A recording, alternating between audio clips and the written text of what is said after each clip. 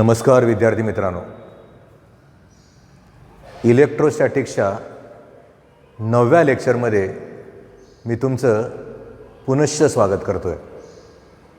आता प्रत्येक वेळेस आपण स्वागत करतोय, धन्यवाद घेतोय, अभ्यास तुम्ही करताय, म्हणजे करायला तर मी सांगतोय, तुम्ही करत असाल असं मला सतत वाटतंय।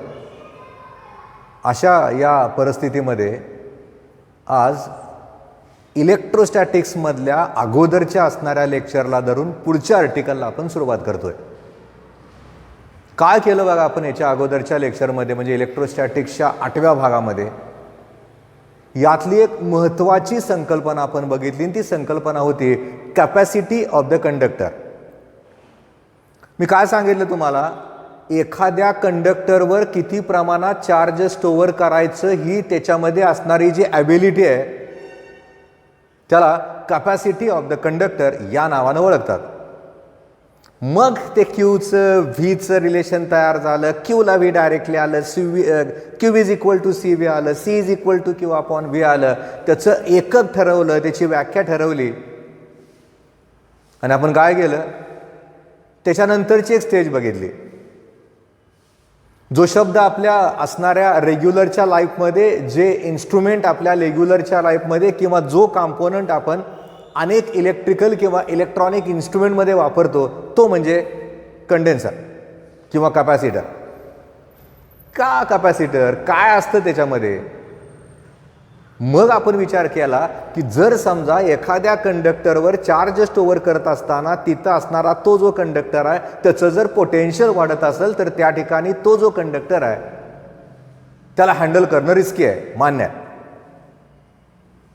पण आपल्याला काय करायचं होतं, असं एक डिव्हाइस तयार करायची होती, अशी एक इलेक्ट्रिकल अरेंजमेंट तयार करायची होती की त्या ठिकाणी तिथं असणाऱ्या त्या इलेक्ट्रिकल अरेंजमेंटमध्ये आपल्याला जादाचे चार्ज स्टोअर करायचे आहेत, पोटेन्शियल मात्र कमी असावं। यातनं ज्या कुठल्या डिव्हाइसचा शोध लागला ती जी डिव्हाइस आहे ती म्हणजे कंडेन्सर किंवा कॅपॅसिटर। मग मी तुम्हाला सांगितलं की कंडेन्सर शक्यतो आपण बघत असताना 3 प्रकारचे बघतो, अनेक आहेत, त्यातले 3 महत्त्वाचे प्रकार बघितले। स्पेरिकल असेल, सिलेंड्रिकल असेल किंवा पॅरलल प्लेट कंडेन्सर असेल। मग आपण काय केलं, या असणाऱ्या कंडेन्सरची 2 प्रकारची कॉम्बिनेशन्स बघितली। एक, जर कंडेन्सर सिरीजमध्ये जोडल्यानंतर रिझल्टंटचं उत्तर काढायचं, तेच कंडेन्सर जर पॅरलल कॉम्बिनेशनला जोडले तर रिझल्टंटचं उत्तर काढायचं। मग ते उत्तर तयार झाली, उलटं लक्षात ठेवलं आपण, resistances series, capacitor parallel, resistances parallel, capacitor series. सिरीजमध्ये रेजिस्टन्स वाढतो, सिरीजमध्ये कॅपॅसिटन्स कमी होतो, पॅरललमध्ये रेजिस्टन्स कमी होतो आणि पॅरललमध्ये कॅपॅसिटन्स वाढतो। हे बघितलं की आपण काल आज काय, आज आपल्याला पॅरलल प्लेट कंडेन्सरच्या कॅपॅसिटीचं उत्तर काढायचं आहे आणि ती एक्सप्रेशन्स आहेत। कसं उत्तर काढायचं आहे, काय करायचं आपल्याला? मुळात आपल्याला त्या ठिकाणी तिथं असणाऱ्या त्या कंडेन्सरचा विचार करत असताना जर समजा तिथं असणाऱ्या त्या कंडेन्सरमध्ये आतल्या बाजूला असणारं जे मीडियम आहे ते एअर आहे किंवा व्हॅक्यूम आहे, आणि अशा असणाऱ्या पॅरलल प्लेट कंडेन्सरच्या कॅपॅसिटीचं उत्तर आपल्याला काढायचं आहे, काय करायचं? मग त्यासाठी कुठल्या कॉन्सेप्टचा आधार घ्यायचा? मग आपण अशी कल्पना करूयात की आपल्याकडं हा एक पॅरलल प्लेट कंडेन्सर आहे। या असणाऱ्या पॅरलल प्लेट कंडेन्सरचा विचार करताना आपण असा विचार करूयात की या असणाऱ्या प्लेटवर या पद्धतीनं पॉझिटिव्ह चार्ज आपण डिपॉझिट केलेत आणि याच्या आतल्या बाजूला म्हणजे दुसऱ्या प्लेटला, समजा ही पी प्लेट आहे, ही समजा क्यू प्लेट आहे। काल बघितलं होतं आपण, याच्यावर जर पॉझिटिव्ह चार्जेस डिपॉझिटेड असतील तर क्यू प्लेटच्या आतल्या बाजूला निगेटिव्ह चार्जेस इंड्यूस होतील, ते बाउंड असतील, याच्याशी बाउंड असतील। आणि असा विचार करूयात की या ठिकाणी ह्या ज्या 2 प्लेट्स आहेत याच्यामधलं जे अंतर आहे ते अंतर स्मॉल डी आहे। म्हणजे आपल्याला जर समजा त्या ठिकाणी तिथं असणारं ते एक्सप्रेशन असं विचारलं, obtain an expression for capacity of the parallel plate condenser without dielectric, हे उत्तर काढायचं. कन्फ्युजन होतं आपलं. कॅपॅसिटर्स कनेक्टेड इन पॅरलल वेगळा आहे आणि capacity of the parallel plate condenser वेगळा आहे. तपासताना आमच्यासारख्या असणाऱ्या या एक्झामिनरला ते 100% जाणवतं, मुलगा कन्फ्यूज झाला आहे. विचारलं एक, लिहितोय वेगळंच. लिहिलेलं बरोबर आहे पण ते त्या प्रश्नाला अनुसरून नाहीच आहे, त्यामुळे काळजी घ्यावी लागेल. आता आपण असा विचार केला की 2 प्लेट्समधलं अंतर डी आहे. आपल्याला उत्तर काढायचं आहे कॅपॅसिटीचं आणि तसं ते उत्तर इथं काढलं जात असताना मग असं समजूया की आपण या ठिकाणी तिथं असणाऱ्या त्या कॉन्सेप्टला या पद्धतीनं लिहितोय. समजूयात आपण याची जी सरफेस चार्ज डेन्सिटी आहे ती सिग्मा पी आहे. ए म्हणजे काय आहे, त्या ठिकाणी तिथं असणाऱ्या त्या ज्या प्लेट्स आहेत त्याचा एरिया आहे, म्हणजे एरिया ऑफ द प्लेट्स आहे ए म्हणजे. ही तर तुम्हाला माहित आहे परमिटिव्हिटी आहे फ्री स्पेसची. हे काय नवीन नाही आपल्याला, आपण 11वी पासून बघतोय. आणि डी तर आत्ताच आपण बघितलं होतं, डिस्टन्स बिटवीन द 2 प्लेट्स आहे, म्हणजे 2 प्लेट्समधलं अंतर आहे. अशा परिस्थितीमध्ये आपल्याला त्या ठिकाणी तिथं असणाऱ्या कॅपॅसिटीचं उत्तर काढत असताना पहिल्यांदा इलेक्ट्रिक इंटेन्सिटीचं उत्तर जे यापूर्वीच्या काही लेक्चर्समध्ये आपण काढलं होतं, कुठलं काढलं होतं, E = sigma upon twice epsilon 0. हे उत्तर काढलंय आपण याच्या अगोदर. बघा जरा मागं थोडासा ओव्हरव्ह्यू करा, लक्षात येईल तुमच्या. थिन शीटचं जिथं काढलं होतं उत्तर आपण. ईचं उत्तर सिग्मा अपॉन ट्वाइस ॲप्सिलॉन 0 आहे तिथं. आणि आता इथं मी तुम्हाला दाखवतो याच्यावर हे पॉझिटिव्ह चार्जेस नक्कीच आहेत आणि याच्यावर सुद्धा पॉझिटिव्ह चार्जेस आहेत, सध्या लक्षात ठेवूयात. असं जर झालं तर या ठिकाणी या असणाऱ्या बाहेरच्या बाजूला त्या ठिकाणी तिथं असणाऱ्या त्या 2 प्लेटच्या आउटर साईडचा जर विचार केला तर हे या बाजूला इलेक्ट्रिक इंटेन्सिटी येईल, ही या बाजूला इलेक्ट्रिक इंटेन्सिटी येईल. म्हणजे मी जर समजा त्या ठिकाणी तिथं असणाऱ्या रिझल्टंट इलेक्ट्रिक इंटेन्सिटीचं उत्तर काढायचं झालं तर ते मला कॅन्सल करावं लागेल, कारण दोघांच्या दिशा एकमेकाला अपोजिट आहेत. त्यामुळे तिथं जर आपण विचार केला तर sigma upon twice epsilon 0 minus sigma upon twice epsilon 0 येईल, कॅन्सल होईल, उत्तर 0 आलं. कुठं आलं, बाहेरच्या बाजूला आलं. मग आता काय करावं लागेल आपल्याला, इलेक्ट्रिक इंटेन्सिटीचं उत्तर काढायचं आहे. ते उत्तर काढत असताना 2 असणाऱ्या प्लेटच्या मध्ये किती इंटेन्सिटी त्याचं उत्तर काढायचं आहे आणि तसं ते उत्तर तिथं काढलं जात असताना मग आपण असा विचार करूयात की बाबा आतल्या बाजूचा विचार करत असताना त्या ठिकाणी तिथं असणाऱ्या त्या इंटेन्सिटीचा विचार करताना तिथली ती जी इंटेन्सिटी आहे ती आता एकमेकाला 100% कॅन्सल नाही होणार. का नाही होणार, पॉझिटिव्हकडनं दूर जाईल, निगेटिव्हकडं जाईल, म्हणजे असं या बाजूला जाईल. याचा अर्थ असा झाला या ठिकाणी रिझल्टंट इलेक्ट्रिक इंटेन्सिटीचा विचार जर आपण करायचा झाला तर ती जी इंटेन्सिटी आहे ती या ठिकाणी असं असेल, sigma upon twice epsilon 0 plus sigma upon twice epsilon 0, दोघांची बेरीज करावी लागेल. समजून घ्या ही संकल्पना. आतल्या बाजूला आहे, बाहेरच्या बाजूला रिझल्टंट इंटेन्सिटीचं उत्तर 0 आहे. Sigma upon twice epsilon 0 plus sigma upon twice epsilon 0, याचा अर्थ काय आलं, twice sigma upon twice epsilon 0 आलं. 2 ला 2 कॅन्सल झालं आणि या ठिकाणी ईचं उत्तर आलं सिग्मा अपॉन ॲप्सिलॉन 0. मी त्याला स्क्वेअर करून ठेवतोय. बरं, मला उत्तर काढायचं आहे कशाचं, मला उत्तर काढायचं आहे कॅपॅसिटीचं. मी उत्तर काढलंय कशाचं, त्या ठिकाणी तिथं असणाऱ्या इलेक्ट्रिक इंटेन्सिटीचं उत्तर काढलंय. मग असं उत्तर इथं काढलं जात असताना मग एक फॉर्म्युला नक्की लक्षात ठेवा. 2 प्लेटमधलं जे पोटेन्शियल आहे, पोटेन्शियल V नेहमी असतं E/d, 100% लक्षात ठेवा. ज्यावेळेस त्या ठिकाणी तिथं असणाऱ्या त्या 2 प्लेटच्या मध्ये पोटेन्शियल तयार होतं, ते जे पोटेन्शियल आहे ते इलेक्ट्रिक इंटेन्सिटी आणि 2 प्लेटमधलं जे अंतर आहे त्याच्यावर ते अवलंबून असतं. V = E/d आलं. मग आपण विचार करूयात, आपल्याकडे ईची किंमत आहे, याला वाटलं तर आपण तात्पुरतं इक्वेशन नंबर 1 देऊयात आणि ती किंमत आपण इथं ठेवूयात. याचा अर्थ असा झाला sigma upon epsilon 0 into D आलं, उत्तर व्हीचं आलं. मला उत्तर सीचं काढायचं आहे आणि मला उत्तर सीचं काढत असताना मग त्या ठिकाणी तिथं असणारं ते उत्तर काढताना थोडासा बदल आपण इथं नक्की करूयात की व्ही इज इक्वल टू उत्तर काढताना इथं मी Q upon A epsilon 0 D लिहितो. असं का लिहिलं तर तुम्हाला 100% माहिती आहे त्या ठिकाणी तिथं असणारा तो जो सिग्मा आहे सरफेस चार्ज डेन्सिटी आहे, चार्ज अपॉन एरिया आहे. त्यामुळे मी काय केलं, या ठिकाणी इथं असणारा जो सिग्मा आहे त्याला क्यू अपॉन ए न रिप्लेस केलं. इथं Q upon A epsilon 0 D आलं. हे जे उत्तर आहे ते उत्तर त्या ठिकाणी तिथं असणाऱ्या व्हीचं आलं. व्हीचं उत्तर तयार झालं Q upon A epsilon 0 into D.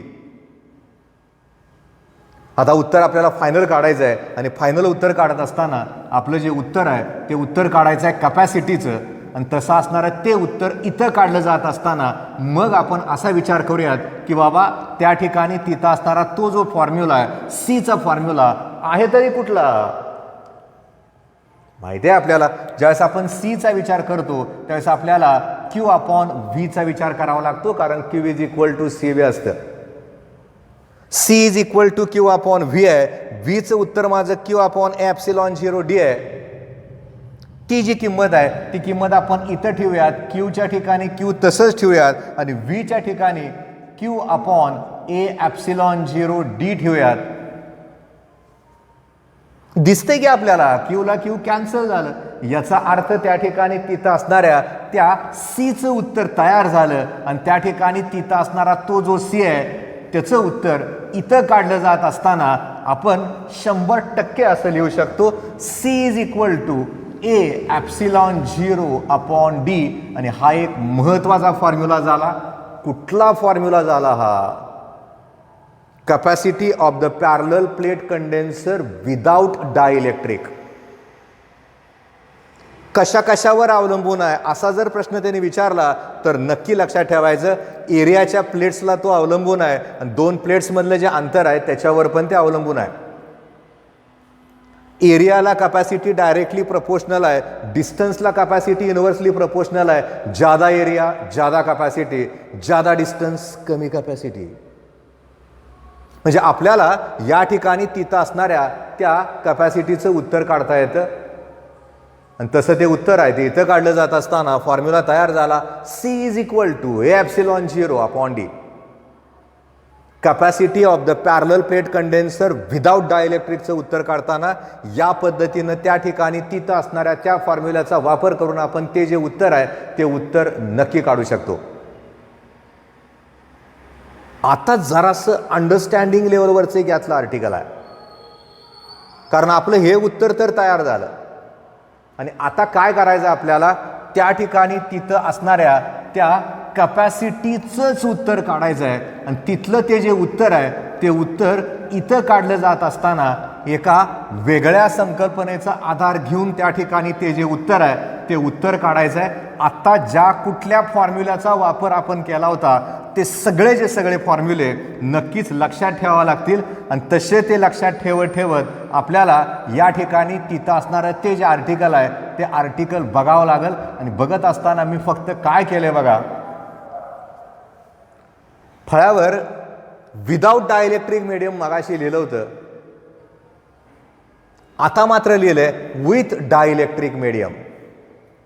म्हणजे मला कॅपॅसिटीचं उत्तर काढायचं आहे, पॅरलल प्लेट कंडेन्सरच्या कॅपॅसिटीचं उत्तर काढायचं आहे आणि असं उत्तर इथं काढलं जात असताना मधीच जर समजा एखादं इन्सुलेटिंग मटेरियल, नीट समजून घ्या, ग्लास असेल, एबोनाइट असेल, प्लास्टिक असेल, मायका असेल, असं जर समजा या 2 प्लेटच्या मध्ये आपण मटेरियल ठेवलं तर त्याच्यावरनं कॅपॅसिटीचं उत्तर किती येईल ते उत्तर आपल्याला काढायचं आहे. थोडंसं हे बदललेलं आर्टिकल आहे. अगोदरचं आर्टिकल सुद्धा पुस्तकातली जी पद्धत आहे ती वेगळी झाली, म्हणजे जुनी पुस्तकातली पद्धत वेगळी होती आणि या ठिकाणी असणारी जी पद्धत आहे ती पद्धत या ठिकाणी बदलली गेली. बदललेल्या पद्धतीनुसारच मी तुम्हाला आता शिकवलं आहे. म्हणजे काय कॉन्सेप्टला मला बदललेली पद्धत बरी वाटली म्हणून मी त्या पद्धतीने घेतोय. काय ठिकाणी थोडंसं जुन्या पद्धतीनं शिकवताना संकल्पना तीच आहे पण त्याला तुमच्यापर्यंत पोचवायचा मी प्रयत्न करतोय. मग आता काय करायचं आपल्याला, जर समजा त्या ठिकाणी तिथं असणाऱ्या त्या 2 प्लेटचा विचार करत असताना परत एकदा आपण असा विचार करूया की बाबा हा कंडेन्सर आहे, इथं या पद्धतीनं त्या ठिकाणी तिथं असणाऱ्या त्या चार्जेसला डिपॉझिट केले आणि डिपॉझिट करत असताना त्या ठिकाणी तिथं असणारं ते जे इलेक्ट्रिक फील्ड आहे ते इलेक्ट्रिक फील्ड या पद्धतीनं आहे. आणि असं असताना असा विचार करूयात की सध्या आपण त्या ठिकाणी तिथं असणाऱ्या त्या 2 प्लेटमध्ये कसल्याही प्रकारचं इन्सुलेटिंग मटेरियल किंवा डायइलेक्ट्रिक मटेरियल इन्सर्टच नाही केलं.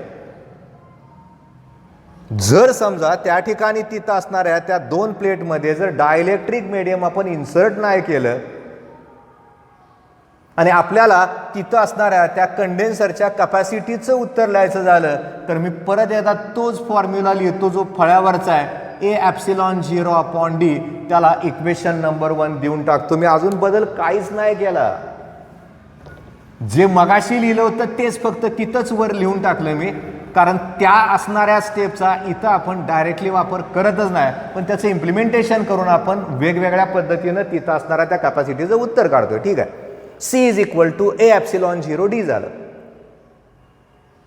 आता याच्या करस्पॉन्डिंग मी जर समजा तिथं असणारी ती जी इंटेन्सिटी आहे त्याला E0 असं नाव दिलं तर मगाशीच आपण बघितलं होतं E0 = σ/ε0. म्हणजे काय झालं, सिग्माची किंमत तर आपल्याला माहिती आहे Q/A × ε0 झालं. याला तात्पुरतं इक्वेशन नंबर 2 देतोय. मगाचंच आहे, अजून बदल नाही केलेला मी. पहिलं इक्वेशन लिहिलं capacity of the parallel plate कंडेन्सरचं C = A∈0/d. परत लिहिलं त्यातल्या असणाऱ्या करस्पॉन्डिंग इलेक्ट्रिक फील्डच्या इंटेन्सिटीचं E0 = σ/ε0 Q/A∈0.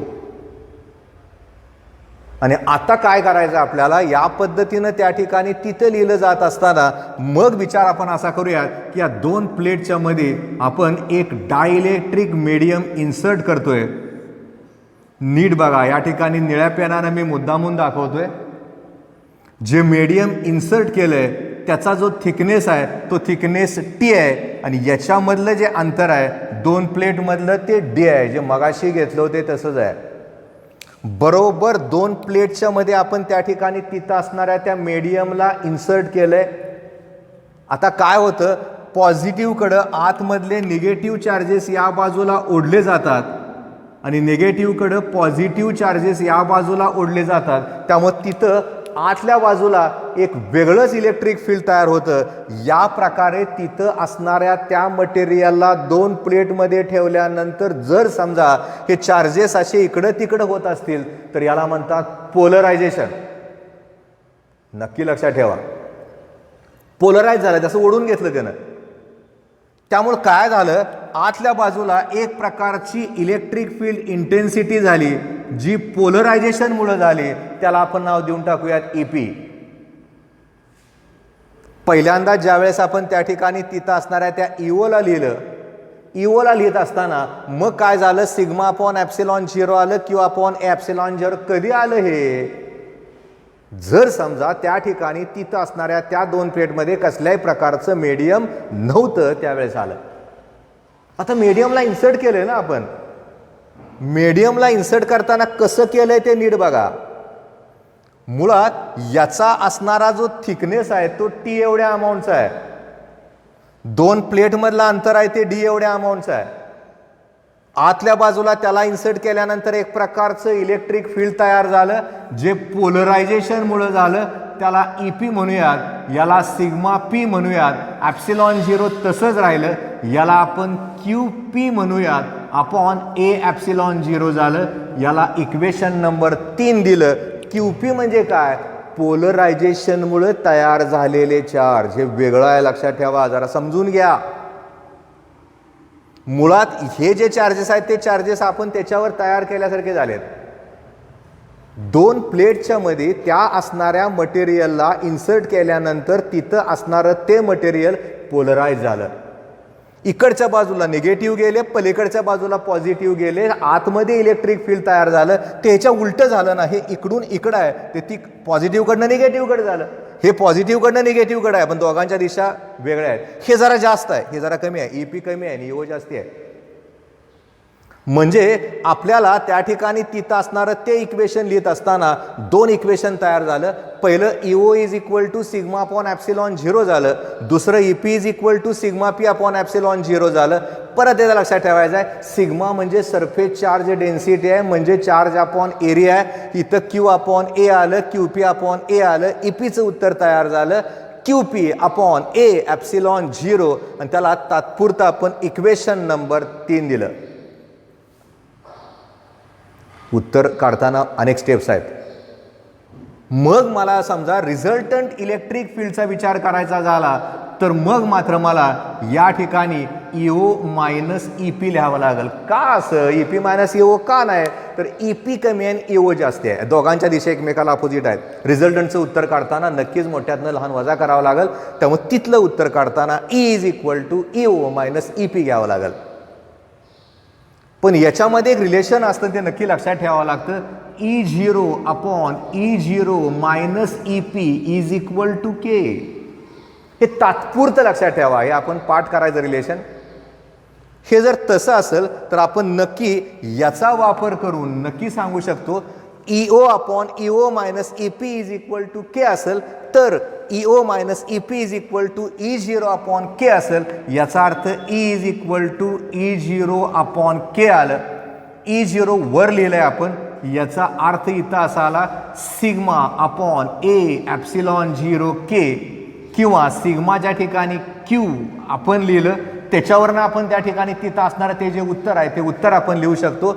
इथं E0ची किंमत आपण लिहिली आणि तशी लिहिताना सॉरी इथं क्यू लिहावं लागेल. क्यू अपॉन ए ॲप्सिलॉन 0 के झालं आपलं. याचा अर्थ असा झाला, मला क्यूचं उत्तर लिहिलं जात असताना ई ए ॲप्सिलॉन 0 के असं लिहावं लागेल. बदल कसा होत गेला बघा. आपण E0ची किंमत इथं क्यू अपॉन ॲप्सिलॉन 0 घेतली, E0 अपॉन के त्याच्यावरनं घेतलं आणि या ठिकाणी एक रिलेशन तयार झालं आणि तिथं असणारं ते जे रिलेशन आहे ते रिलेशन आपलं असं झालं E is equal to E0 upon K which is equal to Q upon A epsilon 0 K. म्हणजे हा एक फॉर्म्युला तयार झाल्यासारखा झाला. आणि खरं तर उत्तर आपल्याला जे काढायचं आहे ते वेगळं उत्तर काढायचं आहे. आपल्याला कॅपॅसिटीचं उत्तर काढायचं आहे. आपण आता ईची उत्तरं काढली आहेत आणि मला कॅपॅसिटीचं उत्तर काढताना मला विचार कशाचा करावा लागतो तर व्हीचा करावा लागतो, पोटेन्शियलचा करावा लागतो. मगाचं वेगळं होतं ना आत्ताचं वेगळं आहे ना. मला रिझल्टंट पोटेन्शियलचं उत्तर इथं काढत असताना इथं नक्की लक्षात ठेवा व्ही इज इक्वल टूचा विचार करताना पहिल्यांदा विचार करूयात E0चा. E0चा विचार करताना त्याचा इम्पॅक्ट कुठं असणार आहे? याचा थिकनेस T आहे, यातलं अंतर D आहे, V is equal to ED येतं. याचा अर्थ इथं E0 into D minus T येईल. कसं केलं ते बघा. E0 म्हणजे त्या ठिकाणी तिथं असणारं ते जे फील्ड आहे ते आपण तयार करून लावलेलं फील्ड आहे. ते इंड्यूस झालेलं नाही, ते पोलरायझेशनमुळे तयार झालेलं नाही. तसं जर तिथं असेल तर V is equal to E0 in bracket D minus T आलं. पण त्याच्यानंतर आतला जर विचार केला तर मग मात्र इथं E इंटू टी घ्यावं लागेल. प्लस का तर पोटेन्शियल स्केलर आहे. त्यामुळे व्हीचा विचार आपण केला तर E0 into D minus T आलं, प्लस E इंटू टी आलं. ईची किंमत एक इथं लक्षात ठेवावी लागते, E is equal to E0 upon K. जसं आपण इथं हे लक्षात ठेवलं तसं इथं पण हे लक्षात ठेवा, ईची किंमत माझी E0 अपॉन के आहे. जर ईची किंमत माझी E0 अपॉन के आहे तर त्याला या इक्वेशनमध्ये ठेवता येईल इथं E0 in bracket D minus T आलं plus E0 upon K into T आलं. कसं कसं करत चाललोय ते बघा, व्यवस्थित बघा. ते हिथं बघितलं का पुस्तक उघडायचं, त्याशिवाय पुस्तक उघडायचंच नाही. कसं केलंय, कुठल्या कुठल्या स्टेप्स मी घेत चाललोय ते बघा. या सगळ्या स्टेपचा वापर आपण इथं करतोय. V is equal to E0 in bracket D minus T का आलं, तर टी एवढ्या थिकनेसचा ग्लास स्लॅब किंवा त्या ठिकाणी असणारं इन्सुलेटिंग मटेरियल किंवा डायइलेक्ट्रिक मीडियम आपण इन्सर्ट केलंय. याचा अर्थ E0 चा इम्पॅक्ट डी मायनस टीला होईल. व्हीचा फॉर्म्युला आपला ईडी असतो, डिस्टन्स असतं E0 into D minus T. आतला थिकनेस किती आहे टी, आतली इलेक्ट्रिक फील्ड ई घेतलं तर E इंटू टी आलं. ईची किंमत E0 अपॉन के आली. V is equal to E0 in D minus T plus E0 upon K into T आलं. याचा अर्थ असा झाला, आता आपण याच्यावरनं एक उत्तर लिहू शकतो आणि तसं ते उत्तर इथं लिहिलं जात असताना आता तात्पुरतं मी या ठिकाणी इथं असणारी जी फिगर आहे त्याला पुसून टाकतो, कारण आता ती फिगर तुमच्या डोक्यात बसली आहे, तुम्हाला कळलं असं समजून. याच्यामध्ये आता विचार करूयात व्हीचा, आणि व्हीचा विचार करताना दिसतंय आपल्याला E0ला कॉमन काढता येईल. इथं D minus T plus T upon K या पद्धतीनं त्या ठिकाणी व्हीची किंमत आली. E0ची किंमत आपली सिग्मा अपॉन किंवा क्यू घेऊयात आपण, क्यू अपॉन ए ॲप्सिलॉन 0 आहे. इथलं उत्तर घेतलं आपण आणि इथं लिहित असताना D minus T plus T upon K. मला उत्तर सीचं काढायचं आहे. सीचं उत्तर काढत असताना मग माझा सीचा फॉर्म्युला मगाचाच मला वापरावा लागेल, क्यू बाय व्ही. आणि तसं इथं वापरलं जात असताना इथं क्यू मी तसंच ठेवलं आणि इथं लिहित असताना Q upon A epsilon 0 in bracket D minus T plus T upon K असं लिहून टाकलं. दिसतंय आपल्याला क्यूला क्यू कॅन्सल झालं, हे उलटून गुणिले वर आलं. याचा अर्थ C is equal to A epsilon 0 D minus T plus T upon K हा एक फॉर्म्युला तयार झाला. हा फॉर्म्युला आपल्याला कधी लिहायचा आहे, जर त्यांनी विचारताना असं विचारलं obtain an expression for capacity of parallel plate condenser with dielectric. म्हणजे आपल्याला कुठल्या पद्धतीनं त्या ठिकाणी तिथं असणारं ते उत्तर विचारलंय त्याच्यावर ते अवलंबून असेल. त्यामुळे आपल्याला ज्या पद्धतीनं विचारलं जाईल त्या पद्धतीनं त्या ठिकाणी तिथं असणारं ते जे उत्तर आहे ते उत्तर लिहावं लागेल. हा एक महत्त्वाचा फॉर्म्युला आहे, महत्त्वाची संकल्पना आहे. थोडंसं अंडरस्टँडिंगला जरा अवघड जात आहे, पण पाटी पेन्सिल घेऊन जर तुम्ही बसला आणि जर लिहिलं तर तुम्हाला हे नक्की समजून जाईल. म्हणजे आपल्याला याच्यामध्ये या ठिकाणी तिथं असणारी ती जी उत्तर आहेत ती उत्तर काढत असताना जर आपल्याला कॅपॅसिटीचं उत्तर काढायचं आहे, विदाऊट डायइलेक्ट्रिकचं उत्तर काढायचं आहे तर ते अगोदरच्या पद्धतीनं काढता येईल. जर समजा त्याच ठिकाणी आपल्याला कॅपॅसिटीचं उत्तर काढायचं आहे विथ डायइलेक्ट्रिक मीडियमनं उत्तर काढायचं आहे तर मग मात्र एवढ्या स्टेप्सचा आधार घेऊन ते उत्तर काढावं लागेल. फळ्यावरच्या स्टेप्स आहेत, पुस्तकामध्ये स्टेप्स आहेत. मी त्याच्यामध्ये फारसा बदल कुठंही न करता जसंच्या तसं तुम्हाला शिकवायचा प्रयत्न केला आहे, त्यामुळे नक्की तुम्हाला हे उत्तर येईल. पण कधी कधी काय होतं, आपल्याला त्या ठिकाणी तिथं असणारं ते जे उत्तर आहे हा फॉर्म्युला पाठ करा, याच्यावरची एक्झाम्पल नीटला वगैरे विचारली गेलेली आहेत. त्या ठिकाणी ते उत्तर काढत असताना या पद्धतीनं तो फॉर्म्युला तुमच्या डोक्यामध्ये असणं ही काळाची गरज आहे. कारण फॉर्म्युला म्हणजे फिजिक्स आहे, ॲप्लिकेशन म्हणजे फिजिक्स आहे, अंडरस्टँडिंग म्हणजे फिजिक्स आहे. आणि अशा फिजिक्समध्ये या अशा संकल्पनेला आपल्याला नक्की विचारात घेऊन उत्तरं काढावी लागतात. आणि अशी ती उत्तरं तिथं काढली जात असताना मग जर समजा आपल्याला त्याने 2 प्लेट्समध्ये कंप्लीट डायइलेक्ट्रिक मीडियम भरलं आहे आणि कॅपॅसिटीचं उत्तर विचारलं आहे, तसं जर झालं तर हा जो फॉर्म्युला आहे हा फॉर्म्युला आपल्याला कसा लिहिता येतो, तर तो असा लिहिता येईल C is equal to A epsilon 0 K upon D. जर डायइलेक्ट्रिक मीडियम पार्शियली फिल्ड असेल तर हा formula epsilon 0 D minus T plus T upon K. D म्हणजे काय, तर 2 प्लेट्स मधलं अंतर. टी म्हणजे काय, जे कुठलं मटेरियल त्याच्यामध्ये इन्व्हर्ट केलं त्याचा थिकनेस. के म्हणजे काय, तर त्याचा डायइलेक्ट्रिक कॉन्स्टंट. जर समजा त्या ठिकाणी तिथं असणाऱ्या त्या 2 प्लेटमध्ये आपल्याला भरलेलं जे मटेरियल आहे ते मटेरियल पूर्णपणे भरलेलं असेल आणि आपल्याला कपॅसिटीचं उत्तर काढायचं झालं तर C is equal to A0 K/D न उत्तर त्या ठिकाणी काढता येतं. म्हणजे आपल्याला उत्तर काढत असताना ते उत्तर कुठल्या पद्धतीने विचारले त्याच्यावर त्या ठिकाणी तिथं असणारं ते उत्तर अवलंबून असतं. याच्यामधल्या काय कॉन्सेप्टला आपल्याला वेगवेगळ्या पद्धतीनं पण बघता येतं. पण आज आपण या असणाऱ्या कॅपॅसिटीच्या या एक्सप्रेशनला इथंच थांबतो आहे.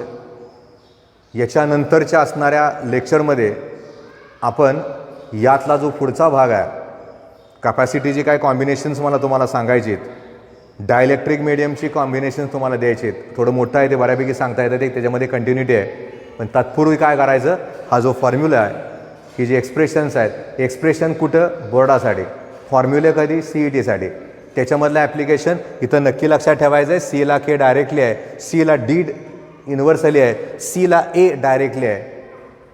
त्यामुळे प्रश्न कसा विचारला आहे त्याच्यावर ते उत्तर तुम्हाला लिहावं लागेल. On which factor does the capacity of the condenser depends म्हटल्यानंतर area of the plates, dielectric constant, distance between the plates असेल.